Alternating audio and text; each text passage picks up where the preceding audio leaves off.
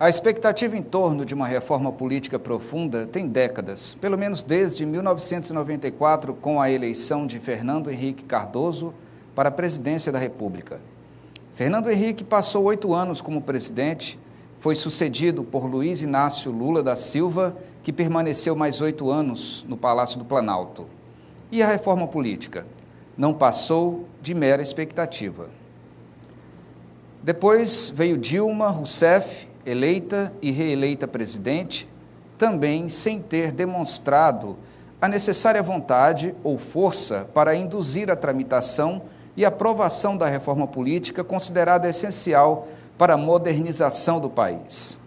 As consequências do adiamento sistemático dessa reforma têm sido sentidas pela nação.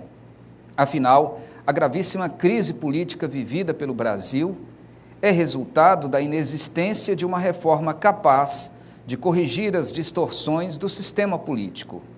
É evidente que o sistema brasileiro faliu e o Estado democrático de direito encontra-se cada vez mais fragilizado. O Brasil vive um momento no qual o executivo é controlado por um presidente que assumiu o poder na esteira de um processo de impeachment contestado dentro e fora de nossas fronteiras. Há, portanto, uma profunda crise de liderança no país e um Congresso com sérios problemas de representatividade, onde interesses econômicos e corporativos têm interferido no processo legislativo. Diante do agravamento da crise e do esgotamento do sistema, agora os políticos tentam aprovar no Congresso transformações que atenderiam os anseios da sociedade. Por isso, já foram aprovados na Câmara dos Deputados pontos como a barreira de produtividade. Para receber dinheiro do fundo partidário e ter direito à propaganda eleitoral no rádio e na TV, os partidos vão ter que atingir um número mínimo, 2% de todos os votos válidos no país, já nas eleições de 2016. Mas a quantidade só não resolve. Os partidos precisam registrar esses votos em pelo menos 14 estados nas eleições de 2022. O mínimo de votos exigidos sobe para 3%. A mesma proposta também acaba com as coligações partidárias para a eleição de deputados e vereadores a partir de 2020. Isso teria o intuito de evitar que candidatos que receberam pouquíssimos votos se elejam na carona daqueles mais votados. Mas, para isso, a reforma ainda precisa passar por uma segunda votação no Senado e depois também na Câmara dos Deputados. Mas essa proposta vai realmente reformar o nosso sistema político? No programa Interpretação de hoje, vamos tentar responder essa pergunta.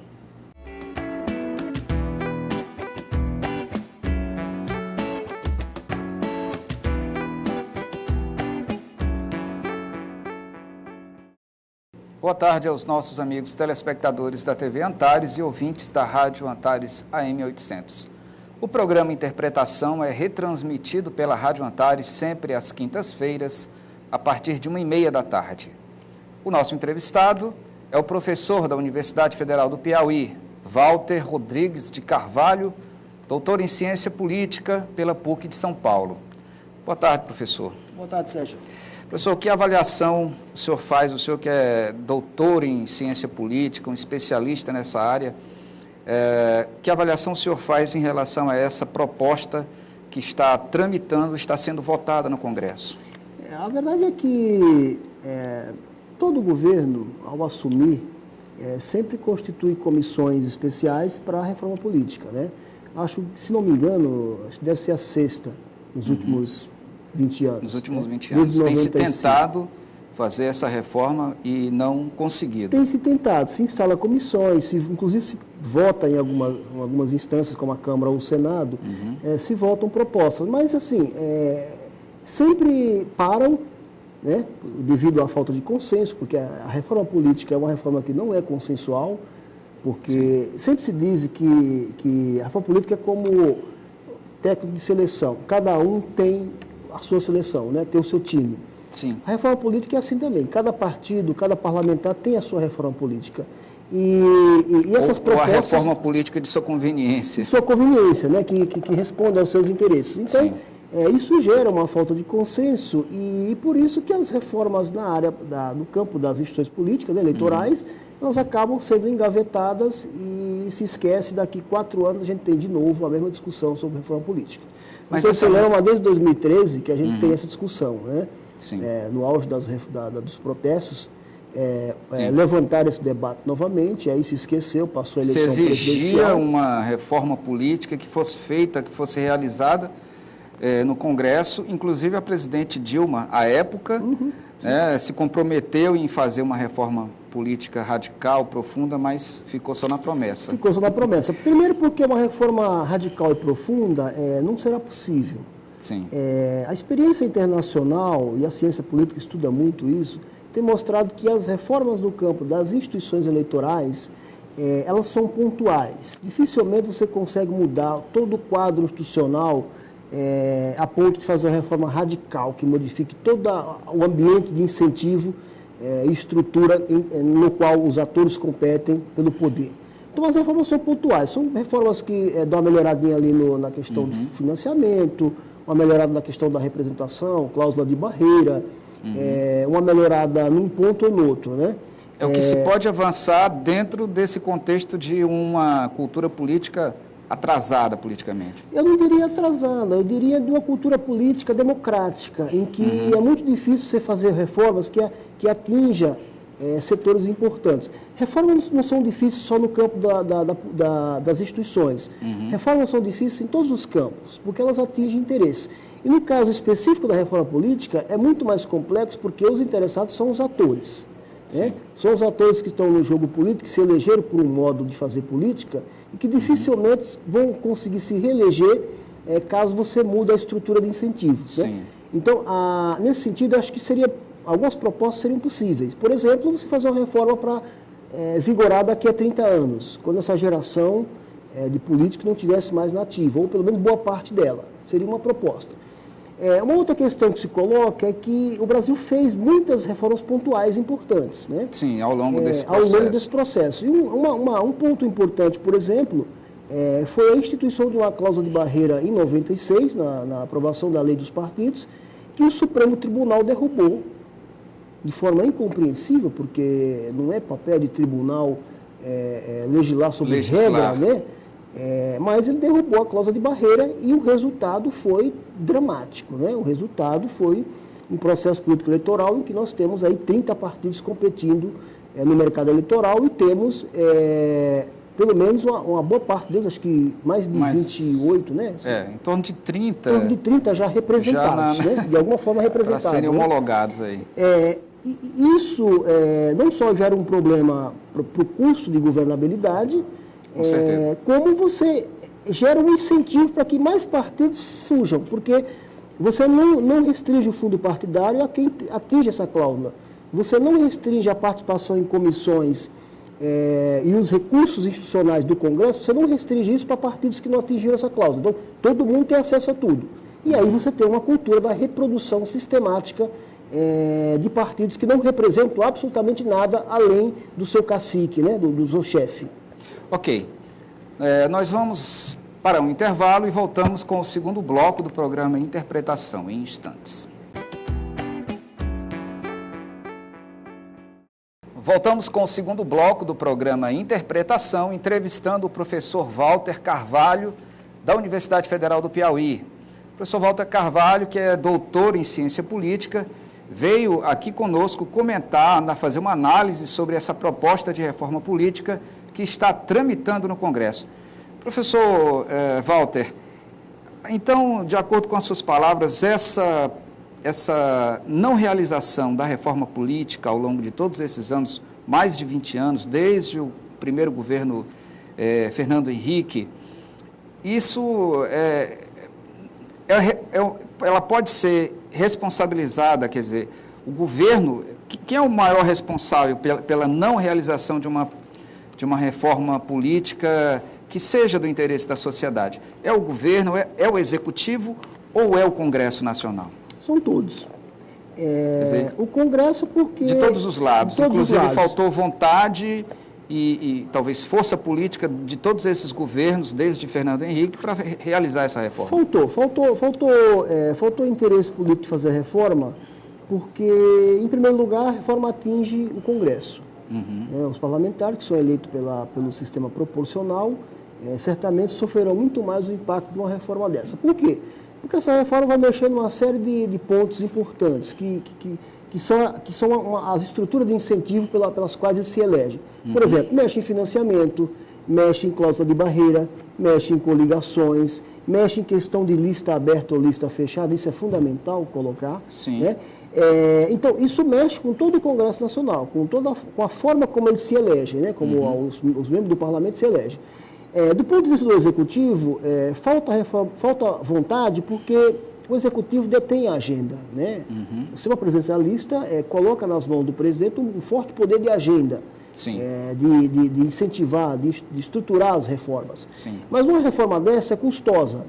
O governo não mexe nesse tipo de reforma porque isso pode gerar problema para outros pacotes de reforma que ele quer fazer. Pode gerar um problema de governabilidade. Um problema da coalizão do governo. Então, geralmente, o governo não mexe porque isso é custoso, isso pode desestruturar a coalizão. Então, deixa isso quieto e vamos votar aquilo que é mais urgente, mais importante, pelo menos do ponto de vista do governo. Né?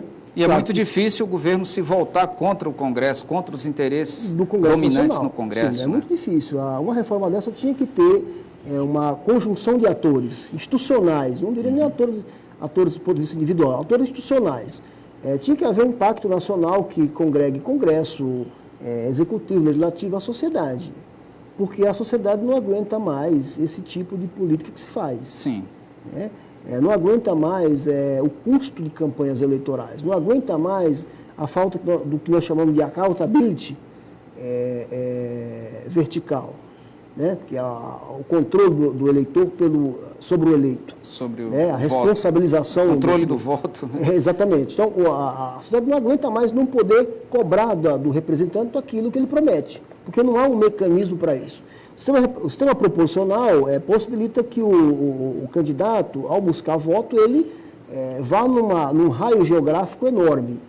Né? E depois não há como aquele eleitor saber exatamente o que fazer, né, diante disso, porque ele não tem uma base eleitoral. Então, é uma vantagem. Não há como fiscalizar, acompanhar a atividade daquele eleito. Exatamente. Isso é uma vantagem do sistema representativo e é uma desvantagem. É uma vantagem porque você não tem um curral eleitoral, como é o sistema distrital, a prefeitização da representação.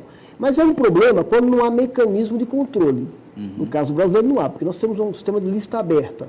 Então, geralmente, você tem voto na legenda, geralmente não, tem voto na legenda e voto no candidato. E ainda há o sistema de coligações que desvirtua o sistema. Sim. Porque você pode votar num candidato e, de repente, ou num partido, de repente, aquele voto serve para eleger um candidato de um outro partido que está coligado, que não tem nada a ver com o que você pensa em termos de ideais políticos. Que é a distorção fundamental desse sistema de proporcional, né? De proporcionalidade. A proporcionalidade é a bola da vez em qualquer democracia moderna. Né? O mundo caminha para o sistema proporcional. O proporcional se contrapõe ao que nós chamamos de modelo majoritário, o modelo do primeiro que cruza a linha de chegada. Okay. Né? No caso britânico e americano. O primeiro que tem ali um voto a mais do que os demais, ele é o eleito, todo o resto está excluído do processo eleitoral. Então é um processo injusto. Né? Professor, eu vou pedir licença para chamar mais um intervalo e voltamos daqui a pouco com o terceiro e último bloco do programa Interpretação. Voltamos com o terceiro e último bloco do programa Interpretação, entrevistando o professor Walter Carvalho, que veio conversar conosco sobre essa proposta de reforma política que está tramitando no Congresso. Professor, que avaliação, então, o senhor faz? O senhor acha que essa reforma que está sendo aprovada, que está sendo votada no Congresso, ela é positiva? Ela se aproxima? Ela significa algum avanço dentro do que a sociedade quer, anseia, imagina como uma reforma política, quer dizer, uma reforma do sistema político ideal para avançar o país? Não, está muito distante do que a sociedade precisa e quer, né? E tem direito de exigir. Mas é uma reforma que é mínima, mas traria alguns benefícios importantes. O senhor considera que há alguns avanços? Alguns avanços. Por exemplo, o fim das coligações. Eu acho importante, porque as coligações desvirtuam o sistema. Elas possibilitam que candidatos se elejam com muito pouco voto e, sobretudo, possibilita que candidatos se elejam com o voto de quem não votou nele. Você vota num candidato de esquerda numa coligação e você elege um candidato de direita. Completamente diferente do que seria o candidato que você votou. Então, isso é uma distorção injustificável, né? Ela também regulamenta a questão, pelo menos a proposta, né? Ainda não passou, não foi aprovada ainda em ambas as câmaras, né? Mexe na questão do financiamento, que é um problema que surgiu agora em função do Supremo Tribunal proibir o financiamento empresarial. Então é preciso discutir isso. Essas eleições, recentemente, colocaram aí um problema seríssimo de como fazer campanha. As campanhas são caras mesmo, os candidatos precisam se apresentarem, e não há nenhuma fonte de recurso, apenas um recurso individual, né? Cidadão individual, que ainda não tem uma tradição no Brasil. A gente tem a tradição do financiamento individual, né? Cidadão, né? Então, me parece que há no Congresso uma tendência de aprovação, pelo menos até o momento, de um sistema que contemplasse o financiamento público das campanhas. Você acredita que é possível? Acho possível. Acho possível e desejável. Com esse Congresso? Eu acho possível e desejável na medida em que, o Supremo, a alta corte do país, que julga constitucionalidade, julgou inconstitucional. Então, acredito que o Congresso pode não querer trazer essa questão de volta, aprovar uma lei nesse sentido e, de repente, ser vetado novamente pela revisão judicial. Então, é possível que eles criem, ou pelo menos ampliem o fundo partidário. Há a proposta de se criar um fundo para eleições, especificamente para eleições, para fazer frente a isso. E há outros pontos importantes também, como a questão da cláusula de barreira. Todo sistema proporcional, eu quero só abrir um parênteses aqui e dizer que o sistema proporcional é o melhor para as democracias atuais, em função dele ser o mais justo do ponto de vista de alocação de poder, porque há diversidade de partidos e é preciso que você distribua, pelo menos equitativamente, esse poder. Mas não pode ser algo que se permite tudo. O sempre você tem um filtro. E esse filtro é uma cláusula de barreira.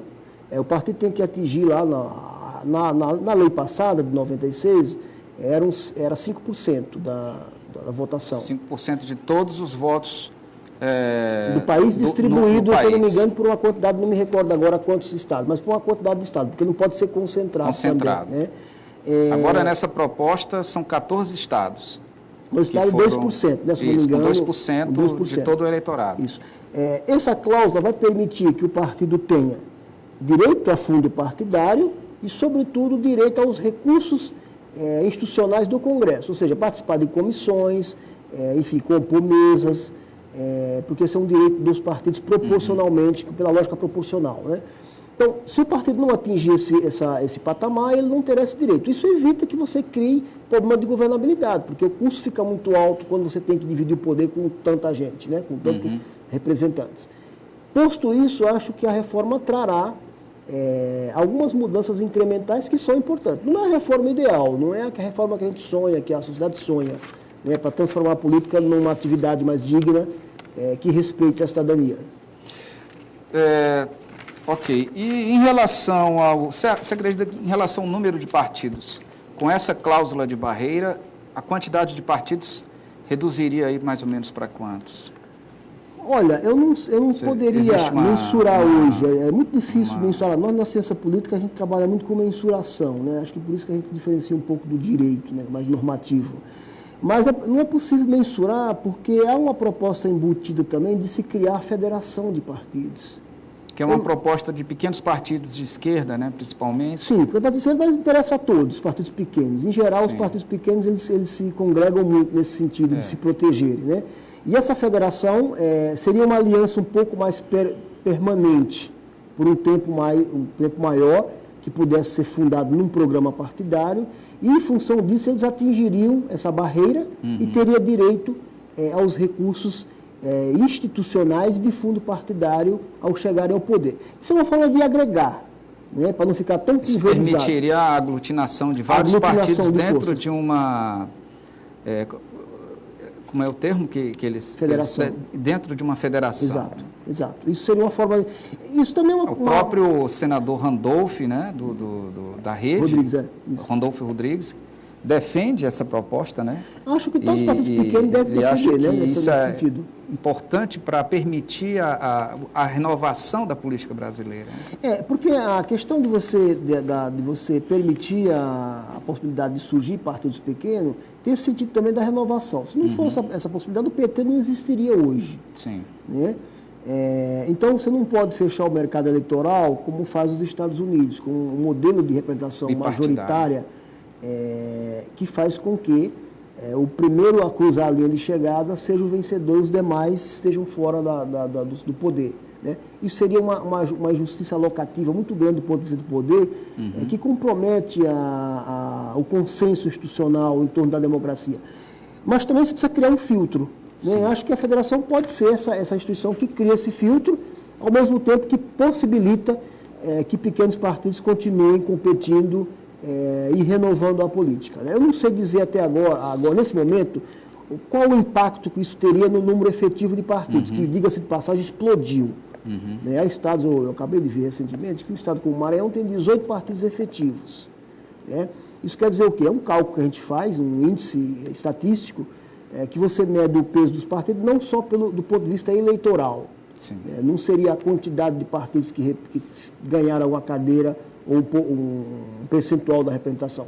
Seriam os partidos que, de fato, contam na hora de governar. E aí você tem que 18 partidos são importantes para a governabilidade. Como é que você vai negociar com 18 partidos? É verdade. Professor, infelizmente o nosso tempo terminou. O debate sobre a reforma política é importantíssimo, mas vamos deixar por uma segunda oportunidade para voltarmos a conversar com isso, se Deus quiser. Sim, eu agradeço. Né? Obrigado pelo convite. Nós é que agradecemos aqui a sua participação.